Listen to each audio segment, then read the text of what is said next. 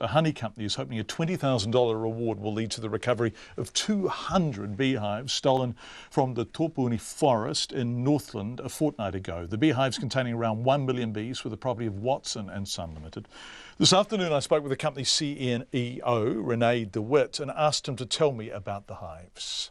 They are new colonies that we develop in order to use during the season. So they generally go from what we call a nuke hive into a parent hive. So the 200 that were stolen, were all at the stage of being transferred to a parent hive. So as far as a biological asset, they were at the point that they have their highest value. Right. So we are talking here about somebody who really knew what they were after and what they were doing. I would suggest so. And they also, on the face of it, had the key to the lock. Is that right? The lock wasn't broken?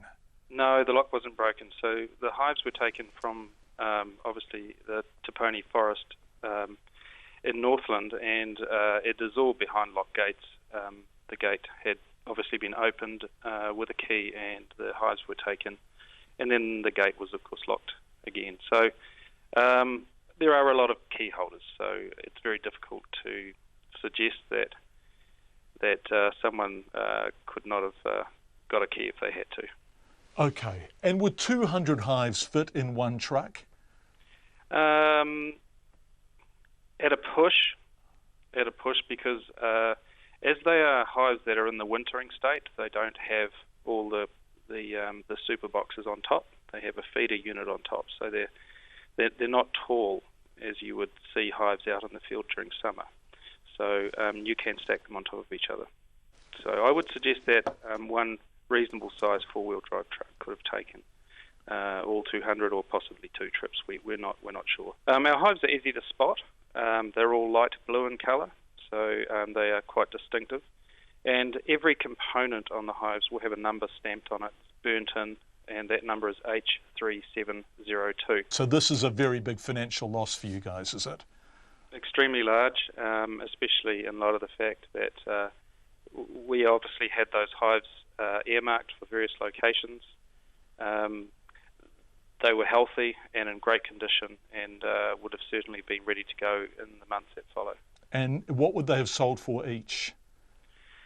Look, that's a good question. Hives do have a lot of value, especially if they're attached to land resources. So to put a figure of $200,000 on the hives that were taken probably wouldn't be unreasonable. Okay.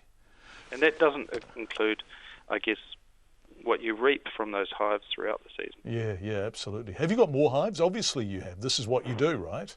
That's right. We've got around 40,000. So what are you doing to protect them, given that, in fact, it seems on the face of it pretty easy to remove them? It is, and as you know, when you drive around the country, you'll see hives in various places, not particularly well protected. I guess it's a disadvantage of the industry. And with the more recent publicity around Manuka honey, those hives have certainly become more attractive. It's not the first time we've had hives stolen or damaged. However, nothing of this quantum.